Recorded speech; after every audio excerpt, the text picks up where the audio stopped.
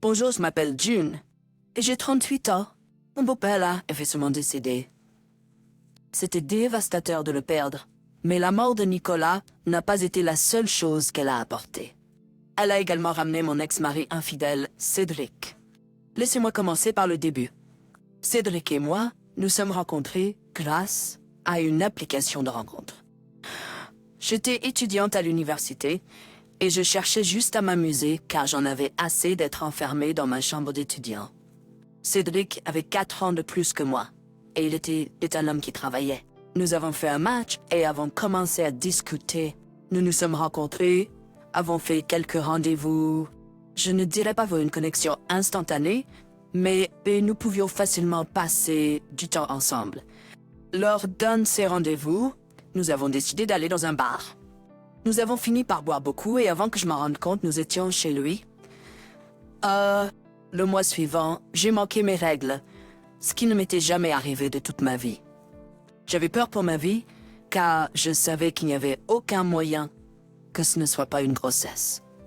J'ai fait de nombreux tests et ils sont tous revenus positifs. On est allé avec Cédric et étonnamment, il était d'accord pour m'aider à la fin, oui. Dans les mois suivants, Cédric s'est transformé en un homme attentionné et très doux. Cela m'a fait Gober, que Daudau, j'ai demandé de m'épouser. Cédric a dit oui sans hésitation. Lorsque j'ai informé mes parents de mon mariage et de ma grossesse, ils n'étaient pas heureux de ces deux choses. Bien qu'ils étaient Cédric, bien qu'ils aient déterminé Cédric. Ma famille a toujours été très protectrice les uns envers les autres, donc les futurs conjoints étaient très scrutés. Lorsque Cédric a rencontré ma famille, aucun d'entre eux ne l'aimait. Ils ont été gentils avec lui, mais je savais que c'était juste pour faire bonne impression. Ça m'a amené à le dîner pour me parler. Je ne dis cela que parce que nous t'aimons et que nous nous soucions de toi. Mais nous ne pensons pas que ce garçon est bon pour toi. Comment pouvez-vous dire cela après une seule rencontre? Il y a juste ce sentiment, si c'était juste l'un de nous qui ressentait cela, je te le dirais pas. Et si vous ressentez cela parce que vous n'aimez pas que je sois enceinte? Bien sûr que nous n'aimons pas que tu sois enceinte. Tu n'as que 20 ans, bon sang. Mais nous en avons parlé et nous sommes arrivés à un accord mutuel selon lequel c'est ton corps et ton choix de faire ce que tu veux. Nous ne nous immiscerons pas dans ta grossesse. Cet homme n'est tout simplement pas bon pour toi. Écoute, je suis contente que vous soyez si compréhensif envers la grossesse, mais vous devez savoir que cet homme est le père du bébé, et il a été très gentil avec moi. Je te dis, il ne restera pas. Si tu restes avec lui, nous ne t'aiderons pas quand les ennuis arriveront. Merci beaucoup de croire en moi. Avec ça, j'ai attrapé la main de Nicolas et je suis sortie de la maison en trombe.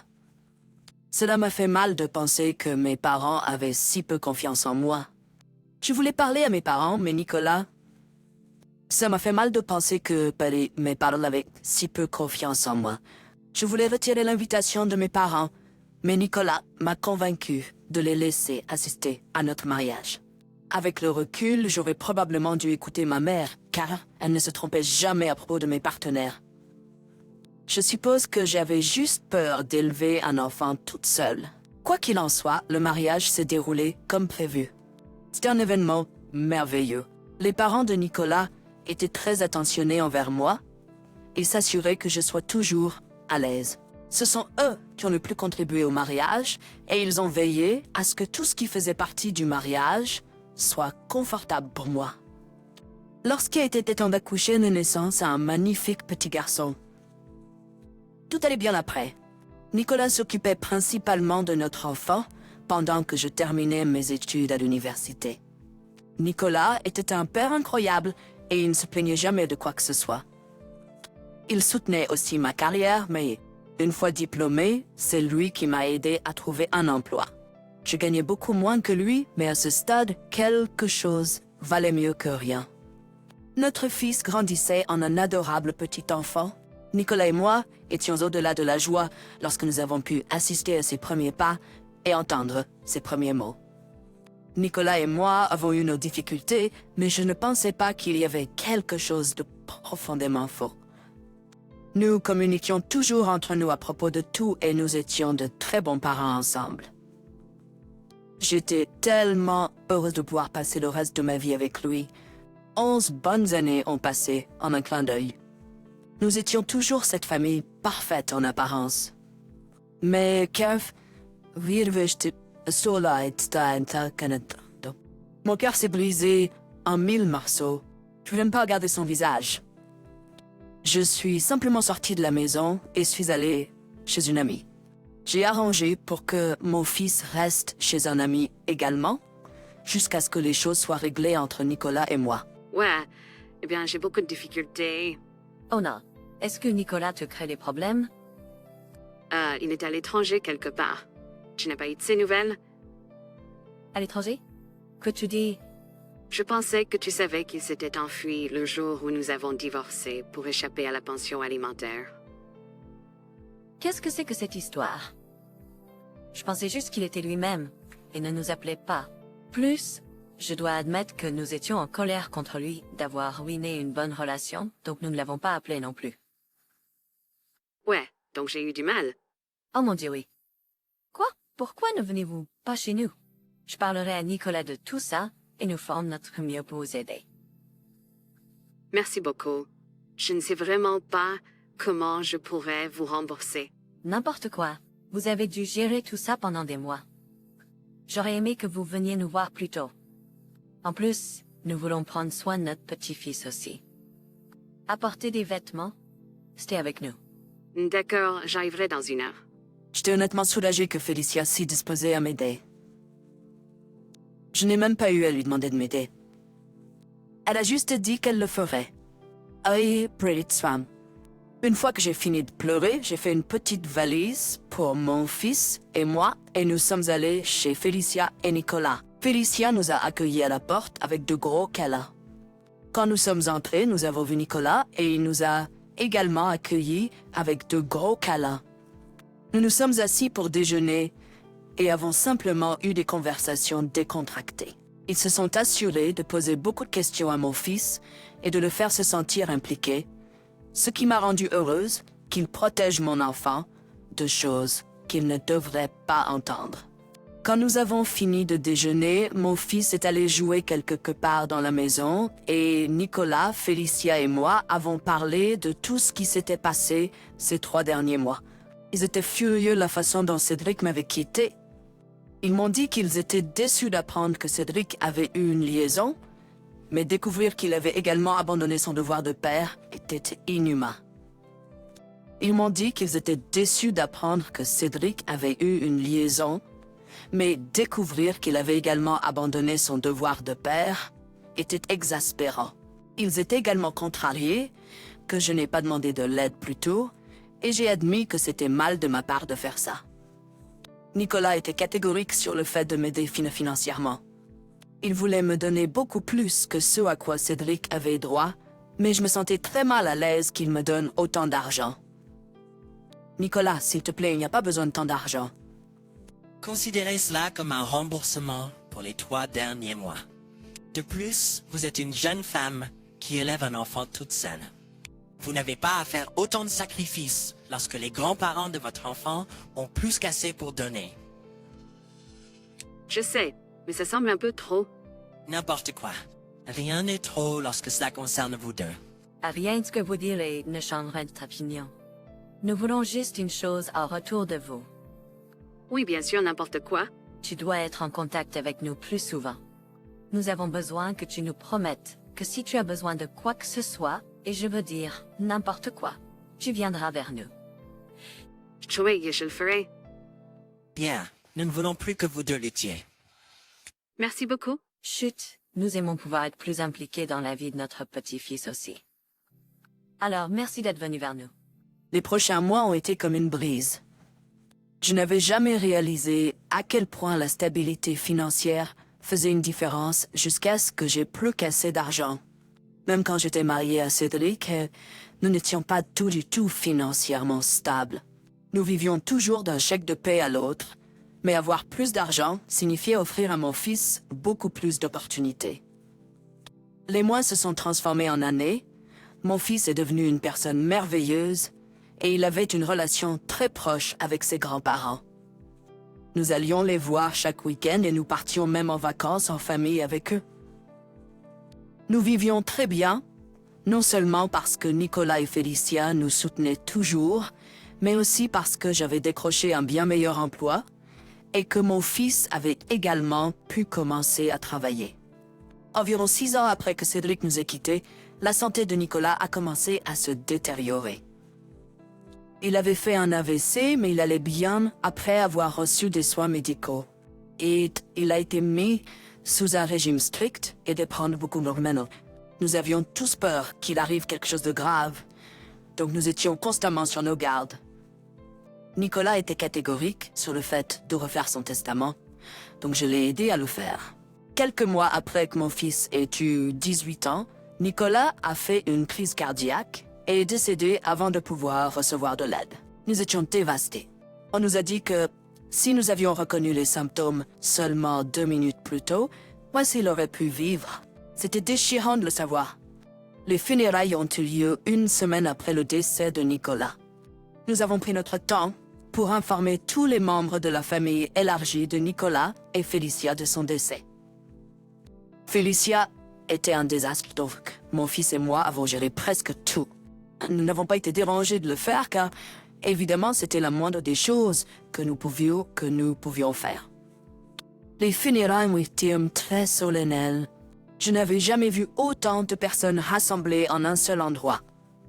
C'était bon de savoir que Nicolas était aimé par tant de gens, et c'était encore mieux de voir Félicia sourire à nouveau après avoir rencontré ses proches.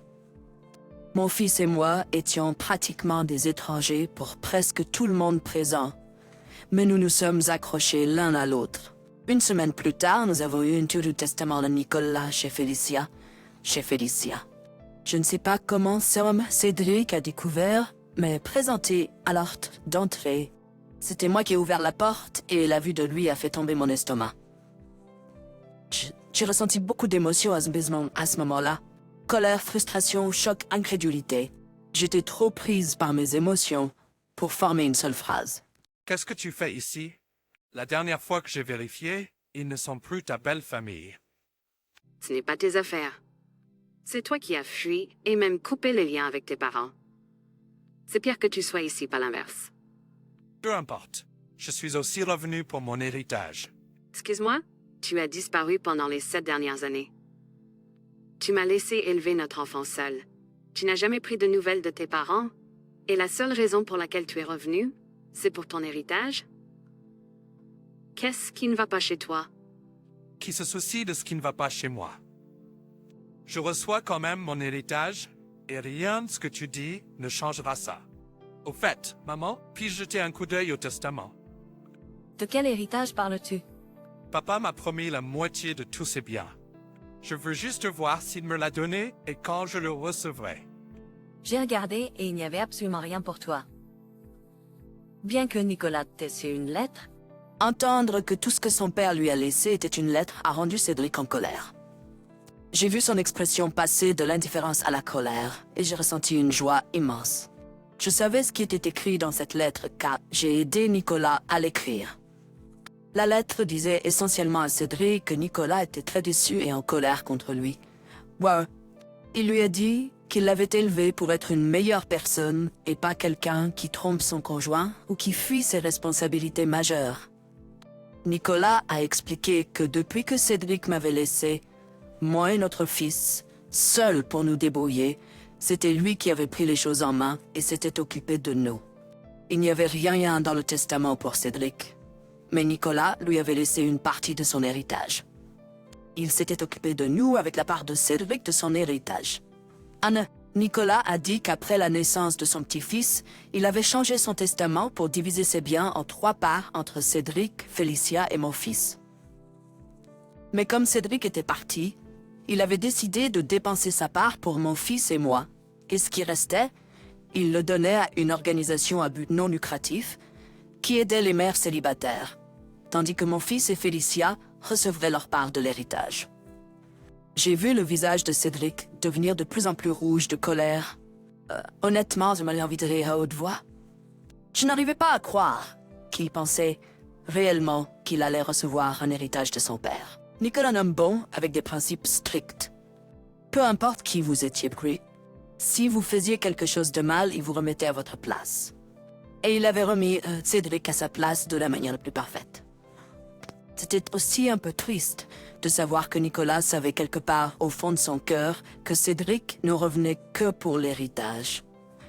Quand je repensais à quel point Nicolas avait insisté pour que son testament soit modifié, c'était triste de comprendre que c'était seulement parce qu'il connaissait si bien Cédric. Je ne sais si c'était ma panquée, Patrick. Il marchait rapidement vers moi. Il m'a pointé du doigt. Toi, qu'est-ce que tu lui as dit? Tout d'abord, enlève ton doigt de moi. Deuxièmement, je n'ai rien dit à Nicolas. Tu as lu la lettre. Je ne sais pas ce qu'elle dit. Elle dit que ton fils a reçu l'héritage, à la fois ma part et la sienne. Qu'as-tu fait? Je n'ai rien fait. Tu es responsable de tes propres actions. Tu as choisi de partir et ton père a choisi de t'exclure de son testament. Je n'ai aucun rôle dans ces décisions. Tu penses être si rusé en me disant froidement que tu n'as eu aucun rôle dans quoi que ce soit, mais je vais contester le testament de papa. Je vais récupérer ce qui m'appartient de droit. Vas-y.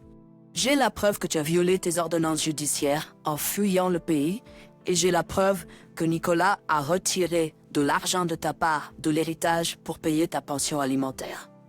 Essaie de me combattre et tu pourrais être condamné à une amende ou pire, être jeté en prison. Pourquoi toi, tu... Tais-toi, Cédric. Si tu as fini, je vais gentiment te demander de partir. Tu m'as tout volé. Non, tu l'as fait toi-même.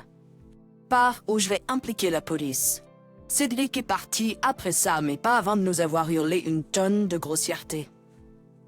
Félicia avait l'air prête à sortir et se battre avec Cédric. Se battre avec Cédric, mais j'ai réussi à la calmer. J'étais contente que mon fils ne soit pas venu aujourd'hui, car je ne pense pas qu'il aurait traité Cédric aussi légèrement. Je sais pas vraiment ce qui est arrivé à Cédric après ça. J'ai pas envie de le savoir non plus. L'héritage que Nicolas avait laissé pour mon fils était une somme assez importante, et cela lui permettrait de financer ses études sans avoir à prendre de prêt. J'étais reconnaissante pour la perspicacité de Nicolas. Une fois que mon fils partira pour l'université, Félicia et moi prévoyons de partir en petites vacances, juste toutes les deux, car nous sommes toutes les deux des femmes qui ont traversé beaucoup d'épreuves. Et nous pensons mutuer un moment de bonheur. Quand j'ai surpris Cédric en train de tromper, je n'aurais jamais pensé que ma vie prendrait cette tournure. Mais me voilà. N'oublie pas que tu peux toujours trouver une tonne de failles, mais les conséquences finiront par te rattraper, même si cela prend des années. Sois bon et fais du bien à ceux qui t'entourent, et tu verras à quel point la vie peut être belle.